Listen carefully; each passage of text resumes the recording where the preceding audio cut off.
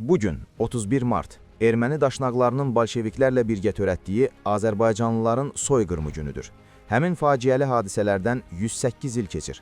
1918-ci il martın 30-dan aprelin 3-nədək Bakı şəhərində və Bakı quberniyasının müxtəlif bölgələrində, eləcə də Şamaxı, Quba, Xaçmaz, Lənkəran, Hacıqabul, Salyan, Zəngəzur, Qarabağ, Naxçıvan və digər ərazilərdə Bakı Soveti və daşnaq erməni silahlı dəstələri Azərbaycanlılara qarşı soyqırımı törədiblər.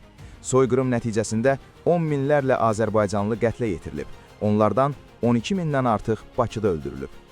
Rusiyada baş vermiş 1917-ci il fevral və oktyabr çevrilişlərindən məharətlə istifadə edən ermənilər öz iddialarını bolşevik bayrağı altında reallaşdırmağa nail olublar. 1918-ci ilin mart ayından etibarən Bakı kommunası əks-inqilabi ünsürlərlə mübarizə şüarı altında Bakı quberniyasında Azərbaycanlıların qovulması və məhv edilməsi üzrə hiyləgər planı həyata keçirməyə başlayıb. Mart qırınları zamanı ermənilər çoxsaylı tarixi və memarlıq abidələrini, o cümlədən müqəddəs məkanları dağıdıblar.